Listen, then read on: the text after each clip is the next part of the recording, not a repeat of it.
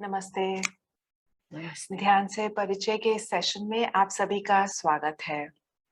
जैसा कि आप जानते हैं कि हमारा ये सेशन लगभग सवा घंटे का है, यानी सवा 7 बजे तक होगा, जिसमें अब से लेके 7 बजे तक मैं और मेधा आपके साथ ध्यान से जुड़े कुछ विचार साझा करेंगे, जैसे कि ध्यान क्या है, ध्यान के लाभ क्या हैं, ध्यान की कुछ तकनीकें जिससे हम गहरा ध्यान कर सकें, और इसी ऐसे ही कुछ हम विचार आपसे साझा करेंगे। और इन सब से जुड़े हुए यदि आपके कोई भी प्रश्न हो तो आप उन्हें चैट बॉक्स में डाल सकते हैं, और 7 बजे के बाद हमारे पूरे ये टॉपिक समाप्त होने के बाद हम प्रयत्न करेंगे अधिक से अधिक आपके प्रश्नों का उत्तर देने की। तो शुरू करने से पहले मैं आपको अपने बारे में थोड़ा सा बताना चाहूंगी।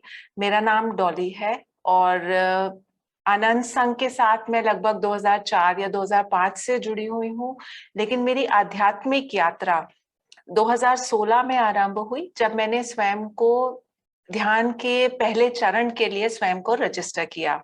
उसके बाद मैंने एक के बाद एक चरण का शिक्षा ली, उनको मैंने अटेंड किया, और 2017 में मुझे क्रिया योग की दीक्षा मिली, और तब से मैं एक क्रियावान हूँ और निरंतर जो भी तकनीकें और जो भी हमने सीखा है इस मार्ग पर, उनका अभ्यास कर रही हूँ।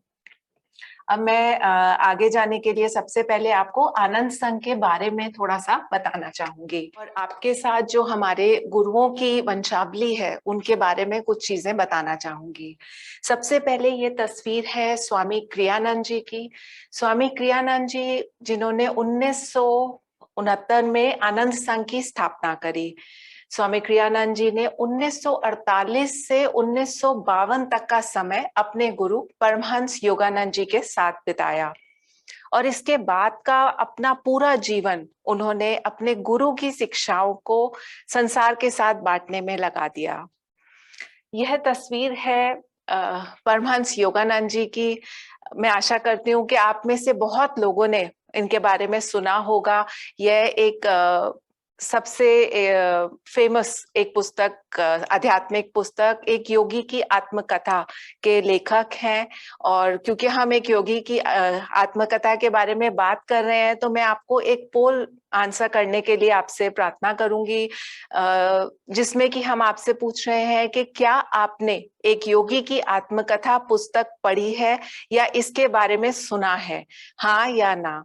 तो आप इस पोल का आंसर करें। तो जैसे कि जितने भी लोग आज हमारे साथ जुड़े हैं, उनमें से 64% लोग कहते हैं कि उन्होंने यह पढ़ी है, और 36% है जिन्होंने यह पुस्तक नहीं पढ़ी है।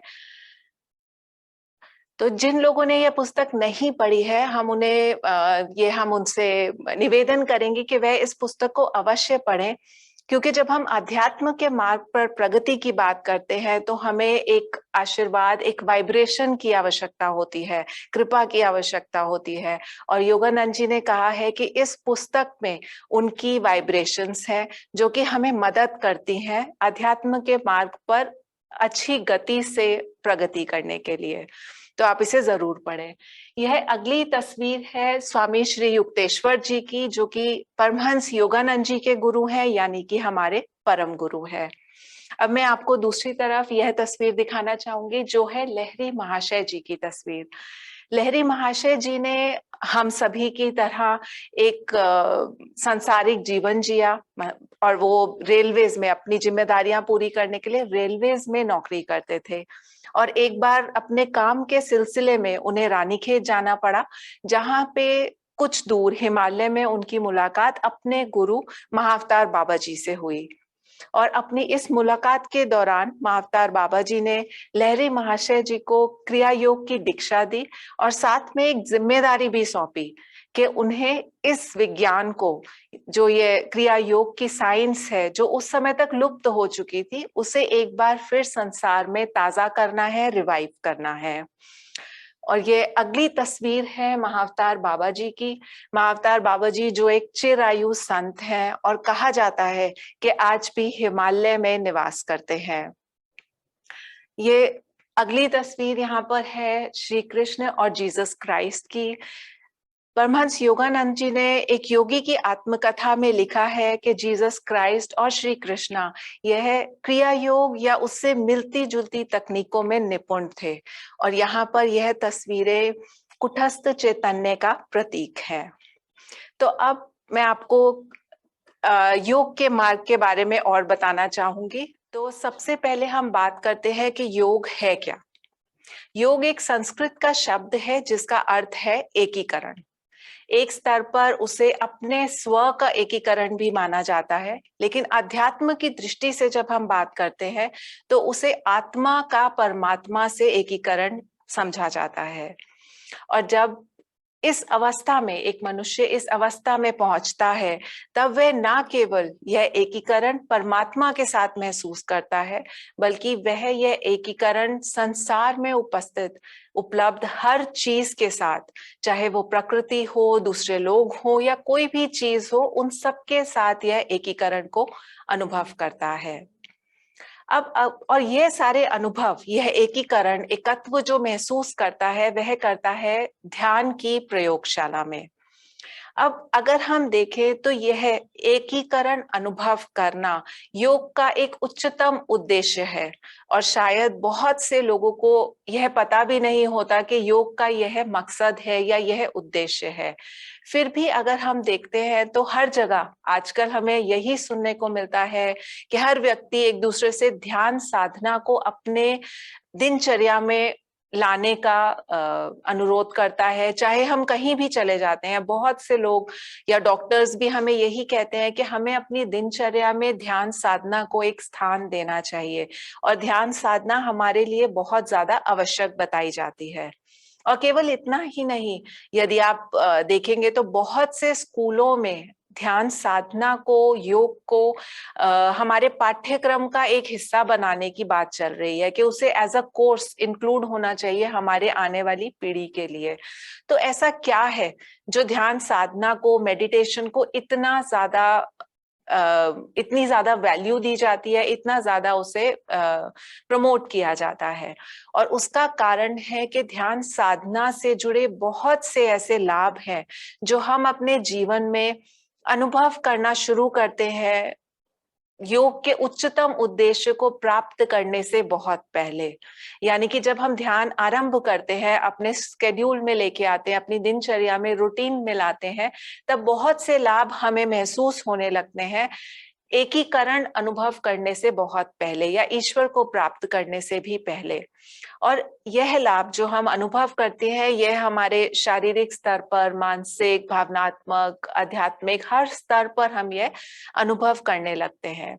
जैसे उदाहरण के तौर पर अगर आप देखेंगे कि किसी भी व्यक्ति ने ध्यान करना शुरू किया है, तो उसे सबसे पहले एक शांति और नीरवता का अनुभव होने लगता है। चाहे उसके आसपास का वातावरण या सर्कमस्टांसेस इतने ना बदले, फिर भी वह महसूस करता है कि उसके हृदय में एक शांति है, एक आनंद है उसके हृदय में। तो ये सब अनुभव आने लगते हैं। बहुत बार हम देखते हैं कि हमारे जीवन में से स्ट्रेस, एंजाइटी खत्म होना शुरू हो जाता है। बहुत से लोग हैं जिन्हें नींद नहीं आती है, या ब्लड प्रेशर का इशू है। तो यह सारी समस्याएं, परेशानियां हमारे जीवन में मानो कम होनी शुरू हो जाती हैं। यदि हम मेंटल या इमोशनल लेवल की बात करें, तो हम अपने बहुत से डरों पर विजय प्राप्त कर पाते हैं। बहुत से हमारे ऐसे आदतें होती हैं, जैसे गुस्सा आना, या हमारे अंदर कोई सी भी ऐसी नकारात्मक भावनाएं हैं, हम पाते हैं कि हम उन पर विजय प्राप्त कर पा रहे हैं। अगर हम अपने दिनचर्या, अपने काम काज से जुड़ी हुई बातें करें, तो हम ये भी पाते हैं कि हम अधिक स्पष्टता से सोच पा रहे हैं। हमें चीजों को गहराई से समझना और देखना आ जाता है। एक क्लैरिटी आ जाती है हमारे जीवन में, जिसके आधार पर हम बेहतर निर्णय ले पाते हैं और हमारा जीवन बेहतरी की ओर बढ़ने लगता है। और यह सब कारण बहुत है हमें मोटिवेट करने के लिए, हमें ध्यान साधना की ओर आकर्षित करने के लिए, ताकि हम ऐसे कुछ चीजें सीखें जिससे यह हमारा एक नियम बन सके। तो सबसे पहले हम बात करते हैं कि आखिर ध्यान है क्या। अगर हमें ध्यान सीखना है तो ध्यान है क्या, हमें समझना आवश्यक है। तो यहाँ पर भी मैं आप सबसे एक प्रश्न पूछना चाहूंगी, उत्सुक हूं ये जानने के लिए आप में से कितने लोग ऐसे हैं जिन्होंने पहले कभी ध्यान साधना की है या आज भी एक उनका नियम है जो वह ध्यान कर रहे हैं। तो आपके पास एक पोल है जिसका आप उत्तर दें कि क्या आपको ध्यान का कोई पूर्व अनुभव है। तो हमारे साथ जुड़े हुए लोगों में से लगभग 72% लोग ऐसे हैं जिनको पहले कोई ध्यान का अनुभव है और 28% जिन्हें नहीं है। तो जैसे कि काफी लोगों को अनुभव है, आप सभी ने शायद सुना होगा कि ध्यान को अलग अलग डेफिनेशन एक तरीके से कहेंगे दी गई है। जैसे बहुत लोग ये मानते हैं कि ध्यान एकाग्रता है, कंसंट्रेशन है, या बहुत लोग मानते हैं कि ध्यान स्थिरता है, कि ध्यान मतलब हम बैठे हैं, एकदम स्टिल बैठे हैं, बिना हिले डुले बैठे हैं। तो योगानंद जी ने, परमहंस योगानंद जी ने हमें एक इसी तरह से बताया है कि ध्यान एक ऐसी अवस्था है, एक गहन सजगता की अवस्था है जो कि हम प्राप्त करते हैं अपने विचारों को शांत और एकाग्र कर कर।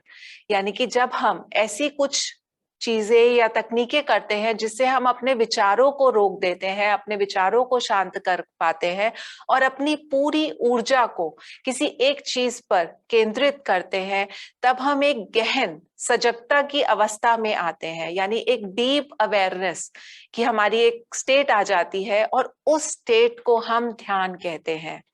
और उस स्थिति में, उस अवस्था में आने के बाद हम अपनी पूरी ऊर्जा को ईश्वर या ईश्वर के किसी भी रूप पर हम उसे केंद्रित करते हैं और ऐसा करने से हम ईश्वर से एक संपर्क स्थापित कर पाते हैं। और जब हम हर रोज दिन में 2 बार या जैसे भी हम अपना नियम बनाए, जब हम इस ध्यान की क्रिया को करते हैं, ध्यान करते हैं, मेडिटेशन करते हैं, तब मानो हमारा ईश्वर से एक संपर्क बन जाता है, एक कनेक्शन एस्टैब्लिश हो जाता है। जैसे कि हमारा जीवन में अपने मित्रों से, अपने परिवार वालों से होता है, उसी तरह हम एक कनेक्शन स्थापित करते हैं। और जब हम यह कनेक्शन बना पाते हैं, तब योगानंद जी कहते हैं हमें यह पता चलता है कि ईश्वर केवल एक कल्पना नहीं है, बल्कि ईश्वर एक वास्तविकता है। ईश्वर एक ऐसी शक्ति है जिससे हम यह संपर्क स्थापित होने पर मदद मांग सकते हैं, सहायता मांग सकते हैं, और हम ईश्वर की असीम काबिलियत से अपना जीवन जी सकते हैं। और जब यह संपर्क स्थापित होता है, तब हम पाते हैं कि हमारा जीवन बदलने लगा है।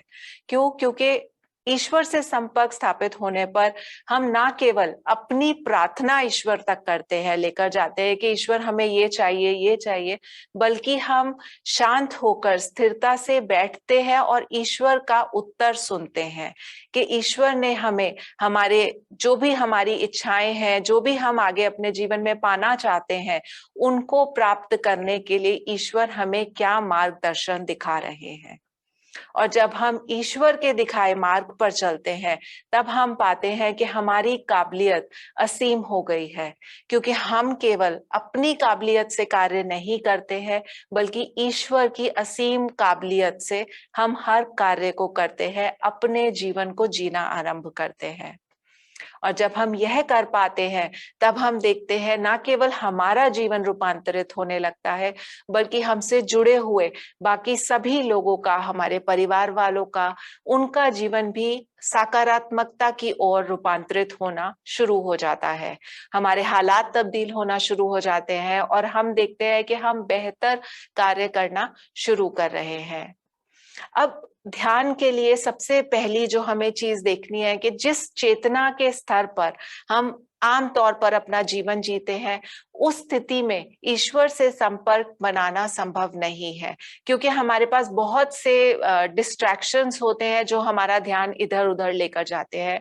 हमारे को इतने सारे विचार आते हैं, इसीलिए हमें एक चेतना के स्तर से दूसरे उच्चतम चेतना के स्तर तक पहुंचना होता है।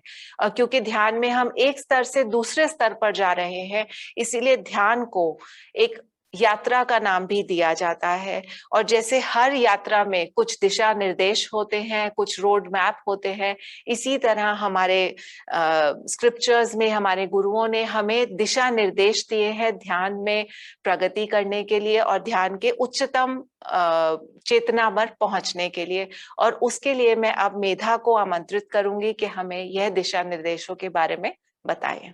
नमस्कार मित्रों, मेरा नाम मेधा है और मैं भी क्रियाबान हूँ। मैं आनंद संघा के साथ में 2015 से जुड़ी हुई हूँ और 2016 में मैंने क्रिया दीक्षा ली थी। तब से मैं अपने जो भी तकनीकें हमारे गुरु ने हमें बताई हैं, मैं उनका अभ्यास रेगुलर करती हूँ। तो अब हम बात करते हैं ध्यान के दिशा निर्देश के बारे में। ध्यान में जाने के लिए 3 चरण हैं। पहला है शिथिलता शरीर और मन की, दूसरा है एकाग्रता और तीसरा है विस्तारण। आपने ध्यान में कभी किसी व्यक्ति को बैठे देखा है कि कैसे वो एकदम स्थिर और शिथिल होता है, बिल्कुल शांत। तो जब अगर हमें ध्यान में गहराई में जाना है तो यह बहुत जरूरी है कि हम ज्यादा से ज्यादा देर तक हम स्थिर और शिथिल बैठ पाएं। और वह तभी मुमकिन है जो हमारा पहला स्टेप है, जो पहला चरण है, अगर शिथिलता का, अगर हम अपने शरीर और मन को शिथिल रख पाएं।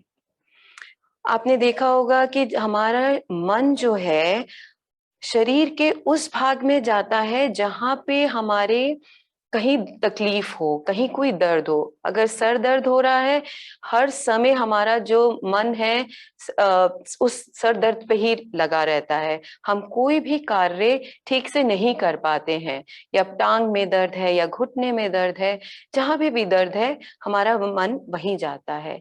इसलिए ये जरूरी है कि हम अपने शरीर को स्वस्थ और शिथिल रख पाएं अगर हमें ध्यान में गहराई में जाना है तो। और जो ये सारे जो व्यायाम है, जो शारीरिक व्यायाम है, जो आजकल सब कहते हैं, डॉक्टर्स भी कहते हैं कि हमें अपने शरीर को स्वस्थ रखने के लिए व्यायाम, किसी भी प्रकार का व्यायाम करना बहुत आवश्यक है।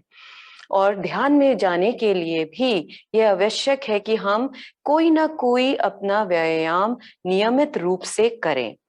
हम योगा करें, जिम जाएं, वॉक करें, दौड़ें, जॉगिंग करें, साइकिलिंग करें, स्विमिंग करें, किसी भी प्रकार का हम व्यायाम कर सकते हैं। उससे जो हमारे जो ऊर्जा का जो बहाव है हमारे शरीर में, वह एकदम सहज हो जाता है, स्मूथ हो जाता है। अब एक ये चीज है कि हम जो एक रिलैक्सेशन की बात कर रहे हैं, जो शिथिलता की बात कर रहे हैं, वह ये भी है कि अगर हम लेटते हैं, सोते हैं, वह भी एक शिथिलता है, वह भी एक रिलैक्स होना है। हम कहीं किसी मित्र से आराम से लेजरली कुछ बात कर रहे हैं, वह भी एक रिलैक्स होना है। टीवी देख रहे हैं, वो भी एक रिलैक्स होना है। लेकिन जो ध्यान के में जाने के लिए जो शिथिलता की जो रिक्वायरमेंट है, जो उसकी जरूरत है, वह है कि हम सचेत हैं। वह एक सक्रिय रिलैक्सेशन शिथिलता होनी चाहिए। हम जिसमें सचेत हैं, हम हर चीज में जागरूक हैं, जो भी हमारे हम आसपास हो रहा है उस चीज के लिए। परमहंस योगानंद जी ने एक बहुत ही सरल और उपयोगी एक तकनीक बताई है, जिसके द्वारा हम एकदम इंस्टेंटली जो है अपने शरीर को शिथिल कर सकते हैं और ऊर्जा का बहाव बढ़ा सकते हैं, जिसको कहते हैं दोहरा श्वास तनाव के साथ। अब दोहरा श्वास का अर्थ है कि हम श्वास लेते भी 2 बार हैं और छोड़ते भी 2 बार हैं। श्वास लेते हैं कैसे? एक पहले छोटा और तीव्र श्वास लेंगे और लंबा और गहरा श्वास उसके एकदम साथ लेते हैं, इस तरह से, ठीक है। और जब श्वास छोड़ते हैं, वो भी एक छोटा और लंबा श्वास एक साथ छोड़ते हैं, ऐसे, ठीक है। अब जब हम श्वास लेते हैं, हम अपने पूरे शरीर को कसते हैं, इस तरह से पूरे शरीर को कसते हैं और शरीर में पूरा पूरे कंपन लाके उसको तनाव में लाते हैं और दोहरा श्वास छोड़ते हुए शरीर को शिथिल करते हैं। ठीक है, तो मैं आपसे निवेदन करूंगी कि हम एक साथ इसका अभ्यास करते हैं। अभी आप सीधे बैठे, आप जहां पे भी बैठे हैं, आप अपने मेरुदंड को, अपने स्पाइन को थोड़ा सीधा रखें और अपने बिल्कुल, आप अगर कुर्सी पे बैठे हैं या सोफे पे बैठे हैं तो भी आप अपने जो पीठ को अपने कुर्सी के बैक से हटा लें, आगे की ओर कर लें। ठीक है, और अब हम करेंगे, पहले दोहरा श्वास लें और पूरे शरीर को कसें, पैर से लेके सिर तक पूरे शरीर को कसें, शरीर में तनाव लाएं। दोहरा श्वास छोड़ते हुए शरीर को रिलैक्स करें। ठीक है, 2 बार और करेंगे। दोहरा श्वास लें, पूरे शरीर को कसें, शरीर में कंपन लाएं। दोहरा श्वास छोड़ते हुए शरीर को रिलैक्स करें। एक आखिरी बार और, दोहरा श्वास लें, शरीर को कसें, दोहरा श्वास छोड़ते हुए शरीर को रिलैक्स करें, शिथिल करें। और अब आप देखिए, अपनी आंखें बंद करके महसूस करने की कोशिश करें, क्या आपने थोड़ा सा भी फर्क आया आपकी ऊर्जा में? जो मे बी थोड़ा सा बॉडी थोड़ी भारी लग रही हो, हैवी लग रही हो, और अब थोड़ा आपको रिलैक्स फील हो रहा है, थोड़ा हल्का महसूस हो रहा है एकदम से। ये एक्सरसाइज जब हम करते हैं, ये व्यायाम जब हम करते हैं, योगानंदा जी बताते हैं कि ये इससे हम एंजाइटी जो है हमारे अंदर, या कोई रेस्टलेसनेस हो रही है, कोई तनाव है, वो एकदम से हट जाता है। और ध्यान में बैठने से पहले अगर हम इसे 3 से 5 बारी करें तो हमारी एकदम से जो ऊर्जा का बहाव है वह बढ़ भी जाता है और सहज भी हो जाता है, स्मूथ हो जाता है। तो यह एक व्यायाम है जो कि शरीर को शिथिल करने के लिए। अब हम आते हैं मन की शिथिलता के ऊपर में। अब आपने ध्यान दिया होगा कि मन, जब हम बड़े तनाव में होते हैं, गुस्से में होते हैं, तो हमारी श्वास कैसे होती है? वह थोड़ी सी छोटी, लंबी, तेज चलती है, तेज एकदम से हम श्वास लेते हैं। और जब हमारा मन प्रसन्न होता है, आनंद में होते हैं, तब हमारी श्वास कैसे होती है? लंबी, गहरी, धीरे, बड़ी शिथिल, रिलैक्स्ड होती है। तो ये क्या पता लगता है कि हमारे श्वास और हमारे मन में एक तालमेल है। अगर हम एक को नियंत्रण कर पाते हैं तो हम दूसरे को भी नियंत्रण कर लेते हैं। और मन, हमें मालूम है, नियंत्रण करना बहुत मुश्किल है। मन को कहा गया है कि वो एक मंकी माइंड है, यानी कि एक बंदर की तरह एक जगह से दूसरी जगह पे, एक विचार से दूसरे विचार पे कूदता है। तो मन को नियंत्रण करना बहुत मुश्किल है। तो अगर हम अपनी श्वास को नियंत्रण करते हैं तो हम अपने मन को भी नियंत्रण कर सकते हैं। और इसके लिए योगानंदा जी ने बताया है कि हम प्राणायाम जो है उससे हम अपने मन को, श्वास को नियंत्रण में कर सकते हैं। और यह प्राणायाम का नाम है सम श्वसन क्रिया, यानी कि इवन काउंट ब्रीदिंग। ये बहुत सिमिलर है जो हम नाड़ी शोधनम भी, अगर आपने सुना है, उसके द्वारा हम इसका अभ्यास करेंगे। इसमें एक्चुअली क्या है कि श्वास जो हम लेते हैं नाक से ही लेते हैं और छोड़ते भी नाक से हैं, और श्वास लेने की गिनती, श्वास रोकने की गिनती और छोड़ने की गिनती सेम होती है। हम इसका आगे अभ्यास करेंगे जब हम ध्यान साधना में, इस सेशन के, इस सत्र के जब एंड में, जब हम ध्यान साधना करेंगे तब इसका अभ्यास करेंगे। अब हम यह जानते हैं कि श्वास लेने की सही तकनीक क्या है, क्या सही तरीका है। और इसके लिए भी अब हम एक पोल करेंगे जिसमें हम आपसे एक ये प्रश्न पूछना चाहेंगे कि सांस लेते समय पेट बाहर आया या अंदर गया। अब भी आप एक श्वास लेके देखें। 57% लोगों ने कहा कि पेट बाहर आया है जब वह श्वास लेते हैं, और 40% लोगों ने कहा पेट अंदर गया जब हम श्वास लेते हैं, और 3% लोगों को पता नहीं है। ये अब हम आपके साथ एक दूसरा पोल भी शेयर करेंगे, एक प्रश्न, जिसमें अब आप श्वास जब छोड़ते हैं तब आप बताएं कि पेट आपका बाहर गया, आया, अंदर गया, या आपको पता नहीं लगा। ये प्रश्न अब आपके सामने है। 24% लोगों ने कहा कि श्वास छोड़ते समय पेट बाहर आया, और 73% लोगों ने कहा श्वास छोड़ते समय पेट अंदर गया, और 3% लोगों को नहीं पता है। तो यह जान के अच्छा लगा कि काफी मात्रा में लोगों को यह पता है कि श्वास लेने का सही तरीका क्या है। यही है, जब हम श्वास लेते हैं हमारा पेट बाहर आता है, और जब हम श्वास छोड़ते हैं हमारा पेट अंदर जाता है। यह सही तरीका है श्वास लेने का। अब हम आपके साथ ये क्यों सही तरीका है इसका हम आपको इसके बारे में बताएंगे।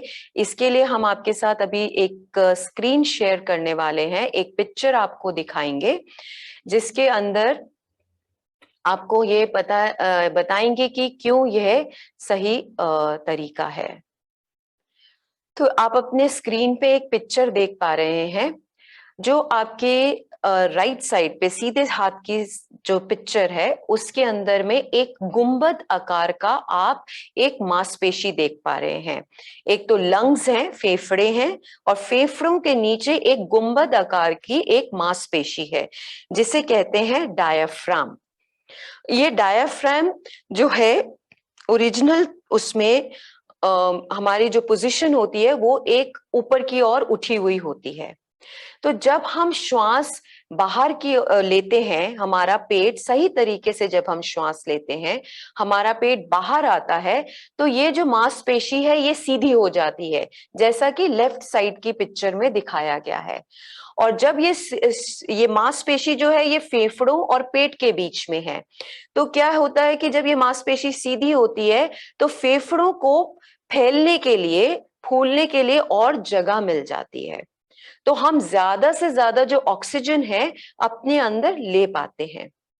और जब ये हम श्वास छोड़ते हैं सही तरीके से, हमारा पेट अंदर जाता है, तो ये मांसपेशी वापस अपनी गुंबद आकार में आ जाती है और फेफड़ों को बाहर की ओर पुश करती है, फेंकती है, जिससे कि ज्यादा से ज्यादा कार्बन डाइऑक्साइड जो है ये बाहर की ओर जाता है। अब हम ये बंद कर देते हैं इस पिक्चर को। तो ये इसीलिए, और इस जो सही तरीका है श्वास लेने का उसको कहते हैं डायफ्रामेटिक ब्रीदिंग, यानी कि मध्य पटीय श्वसन। यह जो गुंबद आकार की मांसपेशी है उसे डायाफ्राम यानी कि मध्य पट कहा जाता है। तो आप दिन में आप जितनी बार भी इसको टेस्ट कर पाए, आप अपने आप को चेक करें कि क्या आप सही तरीके से श्वास ले रहे हैं कि नहीं। और कई बार आप नोट करेंगे कि आप श्वास ले भी नहीं रहे होते हैं। हम दिन भर के तनाव में, कामों में, अपने डेली काम में इतने व्यस्त हो जाते हैं कि हम कहीं ना कहीं अपनी श्वास को रोके हुए बैठे होते हैं पेट में। अब आप गौर करिएगा इस बात को। तो यह है कि हमारे मन और शरीर की शिथिलता की आवश्यकता। अब हम आते हैं दूसरे चरण पे, जो कि है एकाग्रता। एकाग्रता हमें हर छोटी सी चीज को करने के लिए, छोटी या बड़ी चीज को करने के लिए आवश्यकता है। जीवन में सफलता पाने के लिए कोई भी चीज में हमें एकाग्रता की बहुत आवश्यकता होती है। वन पॉइंटेड, एक जगह पे बिल्कुल एक चित करके करने की बहुत आवश्यकता है। बेशक वो हम सुई में धागा भी डाल रहे हो, अगर आपने देखा होगा कितना ध्यान से उसको डालना पड़ता है, या बच्चे पढ़ाई कर रहे हो, या बड़ा सा बड़ा कोई बिजनेस करना हो। ओलंपिक्स में ये लोग जो अभी चल भी रहा है उसमें एथलीट्स हैं, जो भी हैं, हम हर चीज में एकाग्रता की आवश्यकता रहती है। और ध्यान में भी हमें वन पॉइंटेड फोकस, एकाग्रता की बहुत आवश्यकता है। और वो हम कैसे कर सकते हैं? योगानंदा जी बताते हैं कि जब हम अपनी श्वास के ऊपर फोकस करते हैं, अपने श्वास के ऊपर ध्यान लगाते हैं, तो हमारी जो एकाग्रता है वो बढ़ जाती है, वो अंतर्मुखी हो जाती है।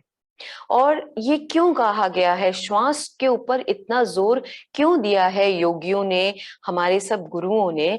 क्योंकि श्वास ही एक ऐसी चीज है जो कि हमारे अंदर है। बाकी सब चीजें जो हमारे हाथ हैं, पैर हैं, हमारी इंद्रियाएं हैं, वो हमारे को बाहर की ओर लेके जाती हैं। हम बाहर के जो कार्य करते हैं वो हमारे को उसमें सहायक होती हैं, लेकिन जो एक श्वास है वो हमारे भीतर है। और जब हम उसके ऊपर अपना फोकस करते हैं, ध्यान को लेके जाते हैं, तो हम अंतर्मुखी होते हैं, अपने अंदर जाते हैं, अपनी आत्मा के साथ जुड़ पाते हैं, अपनी उच्च चेतना के साथ हम जुड़ पाते हैं। इसीलिए अब अगर हमारा एक हाथ नहीं होगा तो हम फिर भी जीवित होते हैं, लेकिन अगर हमारी श्वास नहीं है तो हम जीवित नहीं होते हैं। यह इम्पोर्टेंस है हमारी श्वास की, और इसीलिए हम इसको श्वास पे फोकस करने के लिए, एकाग्रता करने के लिए बताया गया है। योगानंदा जी ने एक बहुत ही अच्छी तकनीक बताई है, एक मंत्र दिया है इसको करने के लिए, एकाग्रता करने के लिए, लेकिन वो अभी समय की कमी के कारण हम अभी नहीं बता पाएंगे। हम इसको आपको, अगर आप आगे रजिस्टर करते हैं बाकी कोर्स के लिए, उसमें ये सिखाया जाएगा। तो एकाग्रता, जब हम अंतर्मुखी होते हैं, हम अपनी आत्मा के साथ, उच्च चेतना के साथ जब जुड़ पाते हैं, तो जो हमारे और ईश्वर के बीच का जो पर्दा है, जो हमने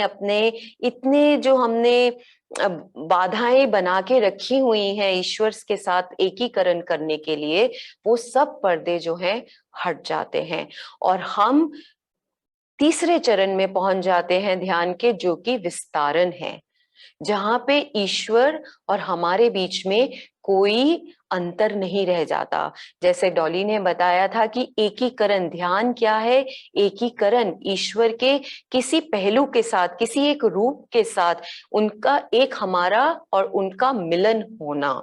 ईश्वर के जो महर्षि पतंजलि ने 8 रूप, 8 पहलू बताए हैं ईश्वर के, जो कि है ध्वनि, ज्ञान, शक्ति, शांति, परम शांति, आनंद, दिव्य आनंद, प्रेम। यह सब जो है ईश्वर के पहलू हैं। और जब हम ध्यान में एकाग्रचित होकर, जब हम इतनी गहराई में चले जाते हैं, तो हम उन किसी भी एक पहलू के साथ एक हो जाते हैं। हमारे और ईश्वर के बीच में कोई अंतर नहीं रह जाता है। हमारा अहम भाव, हमारा जो मैं भाव है, वह खत्म हो जाता है, हमारा ईगो खत्म हो जाता है। हमने जो अपनी शारीरिक और मानसिक जो बाधाएं, बंधन हमने जो अपने चारों ओर बना के रखे हुए हैं, वह सब हम खत्म कर पाते हैं, और हम ब्रह्मांड के साथ, पूरे ब्रह्मांड के साथ एक हो जाते हैं। तो जो हम इस स्थिति में होना चाहते हैं, अगर हम ध्यान करना चाहते हैं, तो हम इस स्थिति तक पहुंचना चाहते हैं, तो जो यह है कि जो एकाग्रता और शिथिलता है, वो हमें वहां तक ले जाना की एक मार्ग है, और जो विस्तारण की जो स्थिति है, वो एक होना है, ध्यान में होना है वहां पे, और वहीं हम सब जाना भी चाहते हैं। तो इसी के साथ अब हम यह बात करेंगे, डॉली हमें बताएंगी कि हम ध्यान में किस तरह से बैठें ध्यान के लिए। अब हम बात करते हैं कि जब हम ध्यान आरंभ करते हैं तो हमें सबसे पहली जो समस्या हमारे सामने आती है, वह यह है कि हम किसी भी स्थान पर बहुत लंबे समय तक बैठ नहीं पाते हैं। हमारे पैर दुखने लगते हैं, घुटने दुखने लगते हैं, और हम ध्यान के लिए सही से नहीं बैठ पाते हैं। तो सबसे पहले हम बात करते हैं कि कितने आसनों में हम बैठ सकते हैं ध्यान के लिए। तो हम चाहे तो अधिकतर हमने देखा होगा कि हमारे योगी जमीन पर बैठकर ध्यान करते हैं, पर यह आवश्यक नहीं है कि आप जमीन पर ही बैठे। जैसे हमारी दिनचर्या, हमारा रहन सहन है, आजकल हमारे लिए जमीन पर बैठना मुश्किल है, तो हम कुर्सी पर बैठकर भी कर सकते हैं। तो इसके लिए हम सबसे पहले बात करते हैं कुर्सी पर बैठने के उचित आसन के बारे में। तो आप कोई भी कुर्सी अपने लिए ले और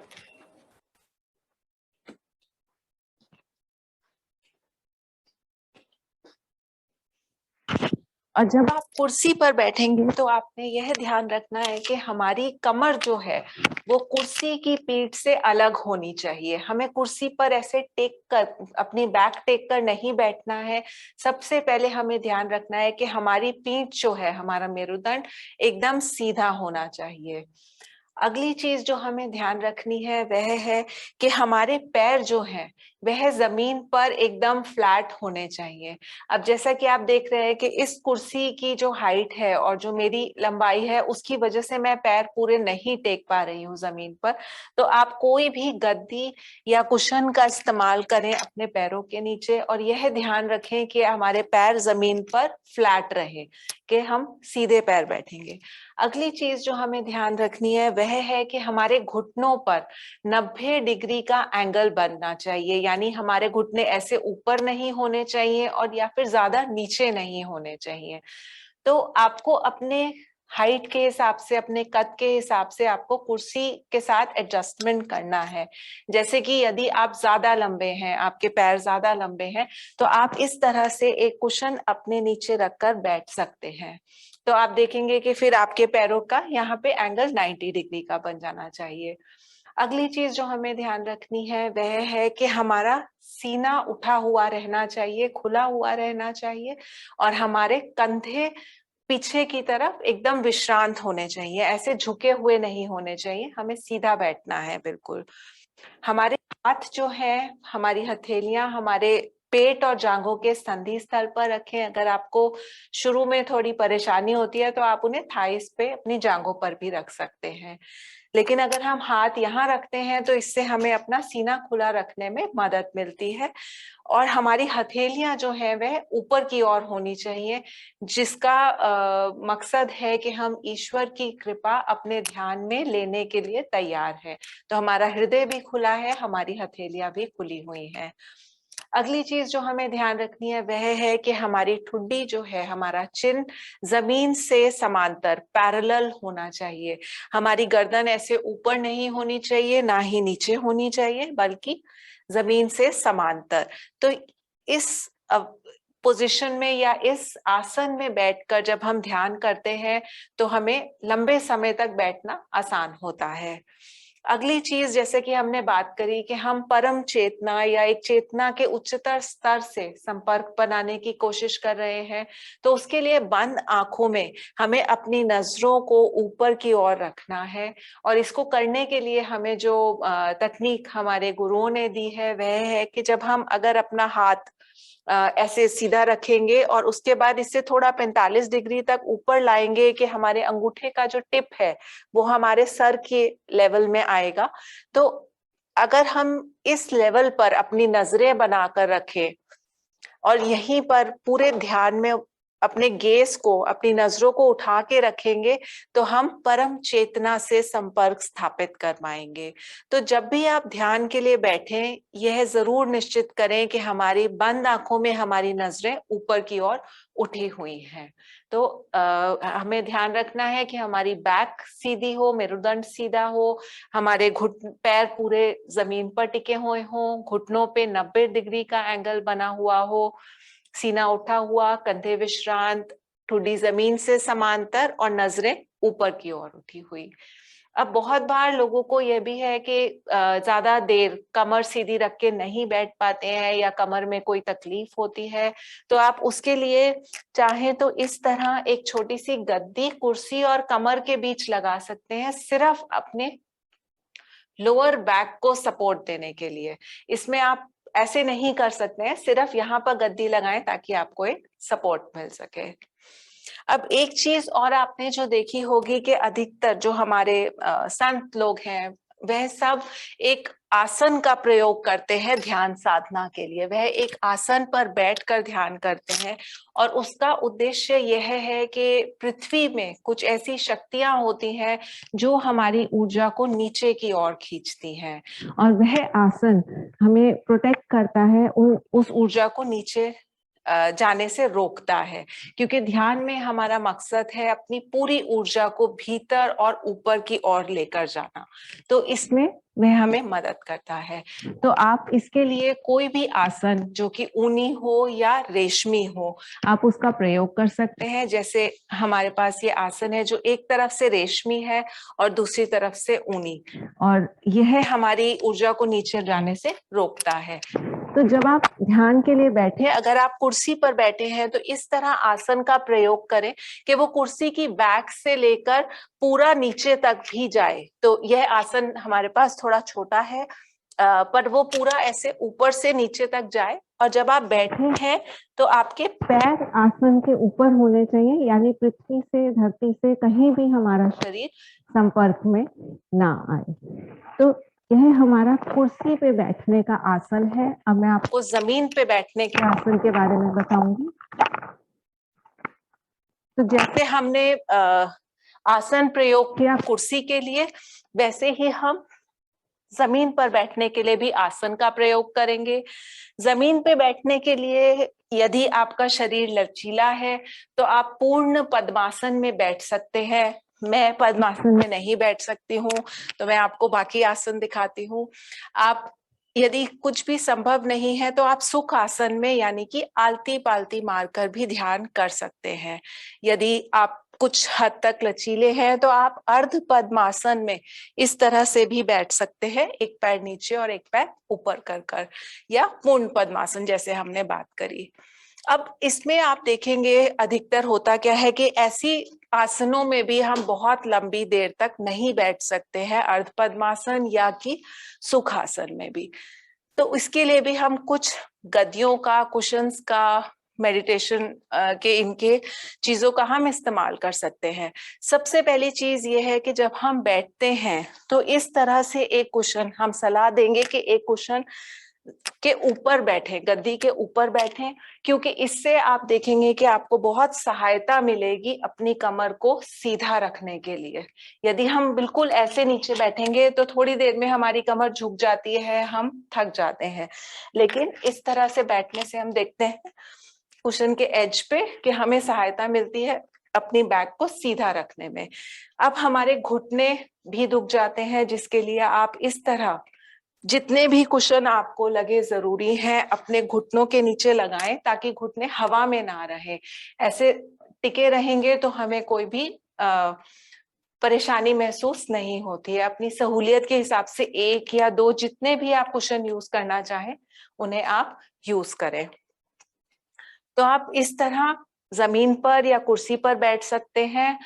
बातें हमें इस आसन में भी वही ध्यान रखनी है कि हमारा मेरुदंड एकदम सीधा रहेगा, हमारे हाथ हमारे पेट और जांघों के संधि स्थल पर होंगे, सीना उठा हुआ रहेगा, कंधे पीछे और विश्रांत रहेंगे, गर्दन लंबी, हमारी ठुड्डी जमीन से समांतर रहेगी और बंद आंखों में हमारी नजरें ऊपर की ओर उठी रहेंगी। इस पॉइंट को हम देखते हुए आंखें बंद करेंगे और हाथ को नीचे लेकर आएंगे। तो यह हमारा एक उचित आसन है जमीन पर और कुर्सी पर बैठने के। अब मैं आपको बहुत संक्षिप्त में एक दो चीजें और बताऊंगी कि हमें कब ध्यान करना चाहिए, कितनी देर ध्यान करना है। तो प्रयत्न करें कि आप दिन में 2 बार ध्यान करने का नियम बनाएं, एक बार सुबह और एक बार शाम को। चाहे जितनी भी देर आप करना चाहे, 5 मिनट, 10 मिनट, जो आप आनंद पूर्वक ध्यान में बैठ पाए उतनी देर अवश्य ध्यान करें। प्रयत्न करें कि हम एक नियमित समय पर ध्यान करें। जैसा आपने देखा कि रोज आपकी दिनचर्या के हिसाब से आप सुबह 6 बजे बैठ सकते हैं, तो रोज सुबह 6 बजे ध्यान के लिए बैठें। शाम को 8 बजे बैठ सकते हैं, 10 बजे, 11 बजे, जो भी आपको समय ठीक लगता है। क्योंकि जब हम एक निर्धारित समय पर ध्यान करते हैं तब हम पाते हैं कि वह समय आने पर हमें स्वयं मन करता है ध्यान करने का। तो आप 2 बारी दिन में समय ढूंढकर उसे निर्धारित कर लें अपनी ध्यान साधना के लिए। फिर जब आपने पूरा भोजन किया हो तब आप कम से कम 2.5 घंटे के लिए 3 घंटे तक ध्यान का अभ्यास ना करें, क्योंकि हमें वही ऊर्जा जो हम ऊपर भेज रहे हैं वही भोजन पचाने में हमें प्रयोग करनी है। इसलिए आप कम से कम, अगर आपने प्रॉपर लंच या डिनर किया है तो 2.5 या 3 घंटे का गैप जरूर रखें। और यदि इससे जुड़े आपके कुछ और प्रश्न होते हैं तो वो हम क्वेश्चन आंसर्स में एड्रेस कर सकते हैं। अभी मैं मेधा को आमंत्रित करूंगी कि वह हमें आगे ले जाएं कुछ व्यायाम और ध्यान साधना के लिए। दोस्तों, हमने पहले बात करी थी कि एकाग्रता, हर चीज को करने के लिए एकाग्रता की बहुत आवश्यकता होती है। इसी तरह से ऊर्जा की भी बहुत आवश्यकता होती है किसी भी चीज को करने के लिए। अगर हमारे में को वो ऊर्जा ही नहीं है, जो अगर हम कुछ भी काम करने के लिए अगर हम उसमें ऊर्जा नहीं डालते हैं तो वह काम भी सक्सेसफुल, सफलता हम नहीं पाएंगे उस कार्य में। तो स्वामी क्रियानंदा जी जो हैं, उन्होंने हमारे को 6 ऐसे एक्सरसाइज बताई हैं, व्यायाम बताए हैं, जिसको हम करने से अपनी ऊर्जा का जो बहाव है, हम अगर बहुत ही लेजी फील कर रहे हैं, आलस आ रहा है, कुछ करने का मन नहीं कर रहा है, तो हम अगर उन एक्सरसाइजेस को करते हैं तो हम अपनी ऊर्जा का जो बहाव है उसको बढ़ा सकते हैं।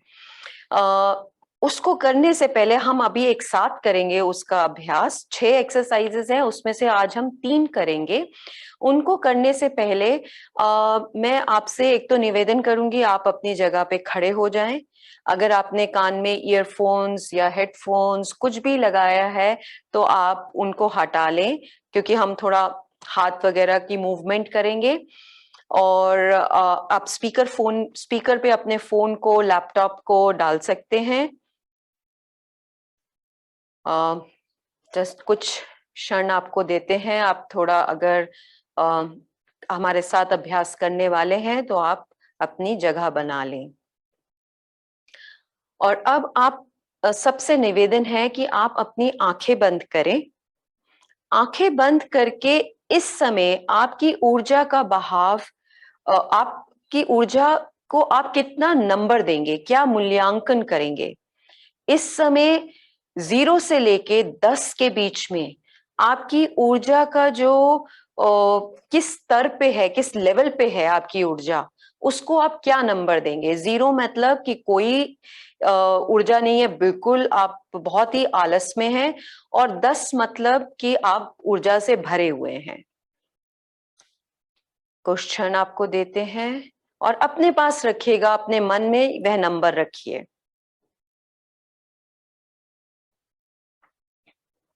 ठीक है, तो अब हम आगे, आप आंखें खोल सकते हैं। अब हम वो व्यायाम करेंगे। ठीक है, तो पहला एक्सरसाइज है, मेरे साथ डॉली भी आएंगे, हम दोनों ही इन एक्सरसाइज को करेंगे। तो पहला व्यायाम है अपनी जगह के ऊपर में चलना। तो आप अपने जहां पे खड़े हैं अपने हाथों को हिलाएं और अपने जांघों को जितना ऊंचा हो सके उतना ऊंचा उठाएं। योगानंदा जी ये जो जांघ है वो अपनी छाती तक लेके जाते थे। और इसके साथ में एक अभिपुष्टि भी है, जिसको अंग्रेजी में जो बोलेंगे तो I am awake and ready, और हिंदी में मैं सचेत हूं, मैं तैयार हूं। तो आप हमारे साथ बोले, मैं सचेत हूं, मैं तैयार हूं, मैं सचेत हूं, मैं तैयार हूं, मैं सचेत हूं, मैं तैयार हूं। जांघों को उठाएं ऊपर और जोर से बोले, मैं सचेत हूं, मैं तैयार हूं, मैं सचेत हूं, मैं तैयार हूं। ओके, मैं सचेत हूँ, हर चीज के लिए मैं जागरूक हूँ, इसका अर्थ ये है। और मैं तैयार हूँ, जीवन की हर परिस्थिति का सामना करने के लिए मैं तैयार हूँ। ठीक है, अब हमारी दूसरी जो व्यायाम है उसके लिए पहले हाथों को हम बाहर की ओर लेके जाएंगे, फिर आगे की ओर और फिर ऊपर की ओर। और इसका अंग्रेजी में है I am positive, energetic, enthusiastic. मैं आशावादी हूं, चुस्त हूं, उत्सुक हूं। मैं आशावादी हूं, चुस्त हूं, उत्सुक हूं। मैं आशावादी हूं, चुस्त हूं, उत्सुक हूं। तो अब हम तीसरी व्यायाम पे जाएंगे, जिसमें हम अपने हाथ और छाती को अपने नकल्स के साथ में हम ठकठकाएंगे, टैप करेंगे। और इसके अंग्रेजी में जो एफर्मेशन है वो है I am master of my self, I am master of my body. मैं अपने शरीर का मालिक हूं, मैं अपना मालिक हूं। मैं अपने शरीर का मालिक हूं, मैं अपना मालिक हूं। मैं अपने शरीर का मालिक हूं, मैं अपना मालिक हूं। जब हम ये अभिपुष्टि, यह जब हम साथ में करते हैं किसी भी व्यायाम के लिए, तो हम ना केवल अपने शारीरिक शरीर को तैयार कर रहे हैं, बट अब हम अपने मन को भी उसके साथ मिला देते हैं, उसको तैयार करते हैं। अब आपसे आशा करेंगे, आपसे निवेदन करेंगे कि जैसे डॉली ने बताया था, आप किसी भी तरह से आप बैठ सकते हैं। हम ध्यान करेंगे। अब सबसे पहले आंखें बंद करके अपने गुरु को, जिसको भी आप मानते हो, इष्ट, ईश्वर, जो भी आपके हों, उन्हें याद करें और उनसे प्रार्थना करें, निवेदन करें इस ध्यान साधना में हमारे साथ रहने के लिए, हमारा साथ देने के लिए।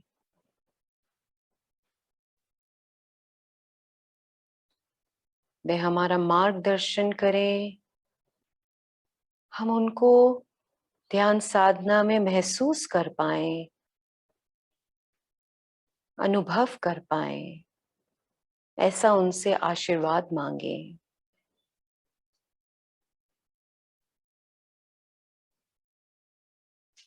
अब आप आंखें खोलें और हम पहला व्यायाम करेंगे, दोहरा श्वास।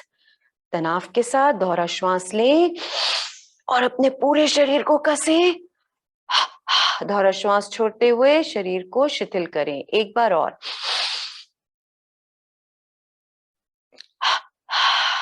एक आखिरी बार और दोहरा श्वास लें, पूरे शरीर को कसें, शरीर में तनाव लाएं। दोहरा श्वास छोड़ते हुए शरीर को रिलैक्स करें। और अब अपने आसन को जांचें। आशा करते हैं आप एक सुखद आसन पे बैठे होंगे, जमीन पर कुशन के साथ में, या फिर अगर आप कुर्सी पे बैठे हैं तो अपने पीठ को कुर्सी के बैक से परे रखें। हथेलियां ऊपर की ओर जांघों और पेट के संधि पे रखी हुई। मेरुदंड, रीढ़ की हड्डी आपकी बिल्कुल सीधी, छाती उठी हुई, कंधे सीधे विश्रांत, ठुड्डी जमीन से समांतर, आंखें बंद और बंद आंखों के पीछे पुतलियां थोड़ी ऊपर की ओर देखती हुई, जैसे आप दूर किसी पर्वत की चोटी को देख रहे हो। पूरी ध्यान साधना में आंखें बंद रखेंगे। अब हम सम श्वसन क्रिया करेंगे। Even count breathing. श्वास लेंगे 6 की गिनती पे, रोकेंगे 6 की गिनती पे और छोड़ेंगे भी 6 की गिनती पे। श्वास लेंगे और छोड़ेंगे केवल नाक से। मैं आपको गाइड करूंगी। अब श्वास लें, रोकें, छोड़ दें। श्वास लें। श्वास लेते समय आपका पेट बाहर की ओर आ रहा हो, श्वास रोकें, छोड़ दें।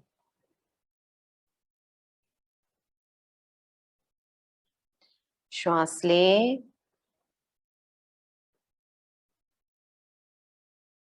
रोकें,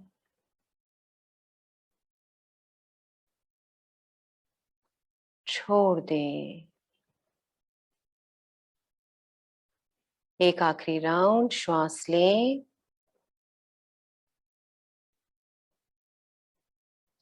रोकें, छोड़ दें।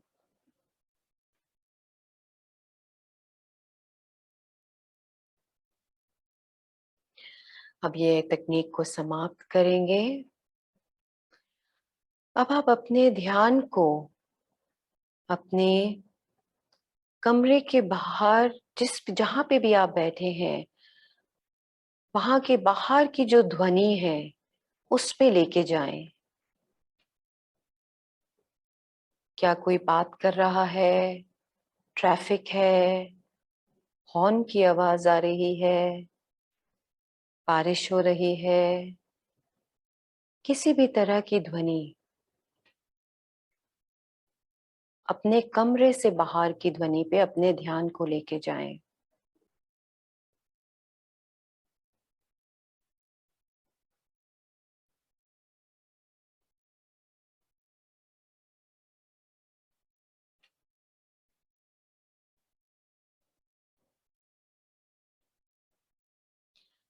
अब अपने ध्यान को जो ध्वनि आपके कमरे में हो रही है, जहां भी आप बैठे हैं, उन ध्वनियों को सुनने की कोशिश करें।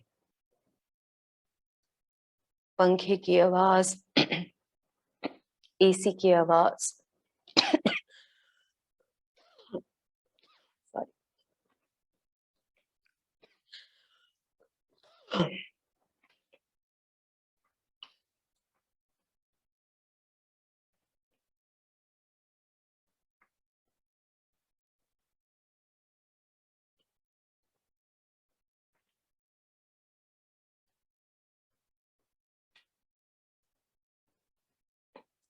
अब धीरे धीरे अपने ध्यान को अपने पैरों पे लेके आए।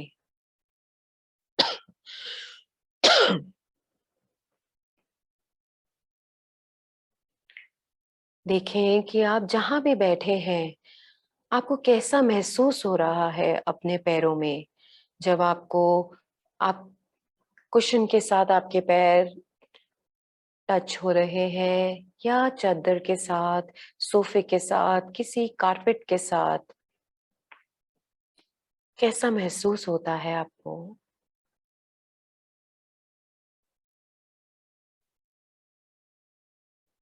अगर आप कुर्सी पे बैठे हैं तो देखिए कि कैसे आपकी टांग जो है सीधे है, ऊपर की ओर जा रही है।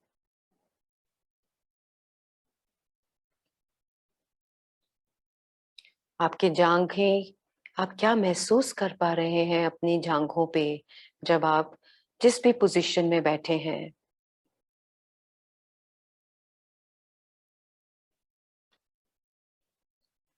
आपकी जो कुला है, हिप्स, कैसा महसूस हो रहा है जब आप कुर्सी पे बैठे हैं या कुशन पे बैठे हैं? अपने ध्यान को अपने कुल्हा पे लेके जाएं।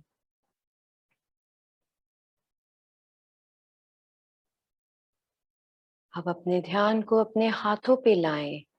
कैसे आपके हाथ जांघों पे रखे हैं, कुर्सी पे रखे हैं, जांघों के पेट और पेट के संधि पे रखे हैं, क्या महसूस कर रहे हैं अपने हाथों में?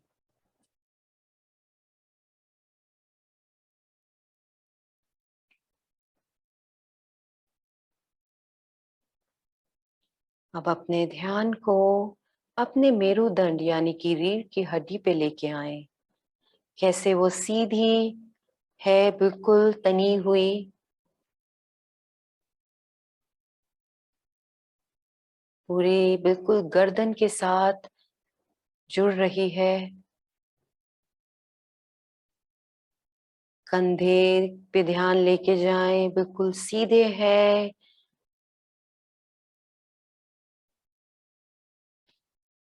कैसे गर्दन हमारे कंधों और सिर के बीच में टिकी हुई है।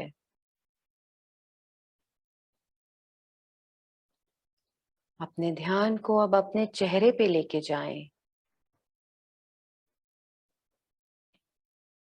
कैसे आपको आपकी ठुड्डी है सीधी, आपके होंठ बिल्कुल रिलैक्स्ड, आंखें रिलैक्स्ड, गाल बिल्कुल शांत रिलैक्स्ड।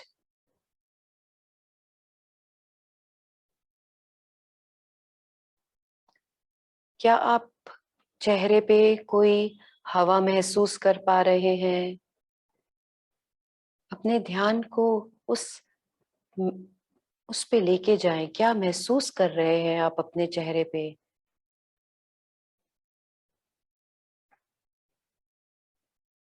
आपका मस्तिष्क बिल्कुल रिलैक्स्ड है, शांत है।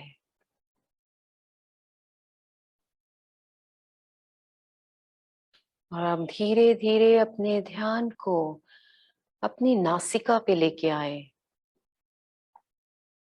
और नासिका में आप श्वास को महसूस करें। कैसे श्वास अंदर आ रही है और बाहर जा रही है।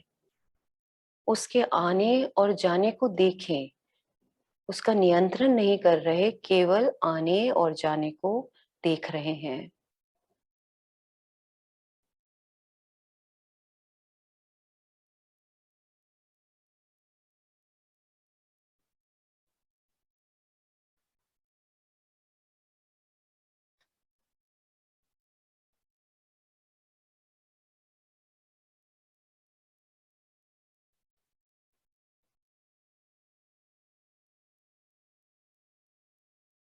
और अब अपनी श्वास को नासिका में और अंदर की ओर महसूस करें।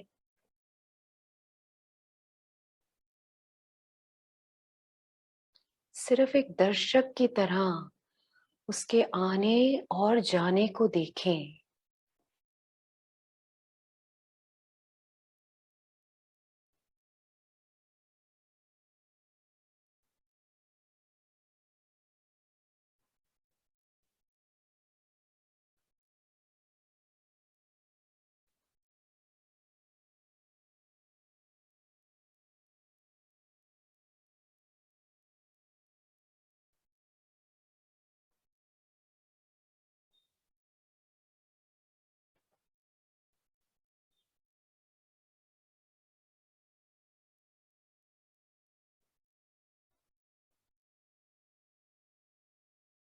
अगर आपका मन भटक रहा है तो उसे वापस बड़े आराम से अपनी श्वास पे लेके आए।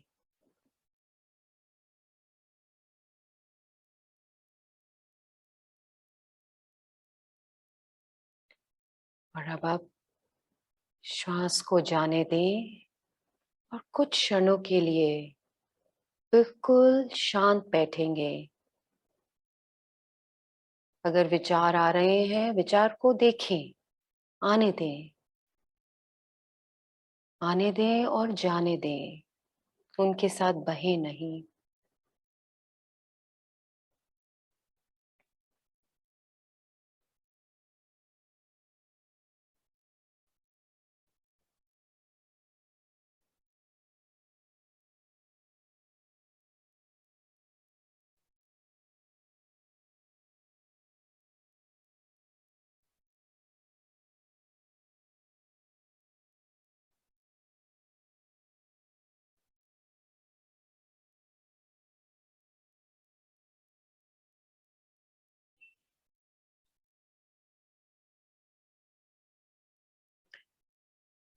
धीरे धीरे अब आप अपने हाथों की उंगलियों को हिलाएं।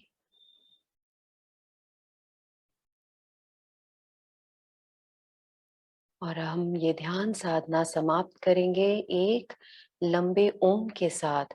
एक लंबी श्वास लें और ओम का उच्चारण करेंगे।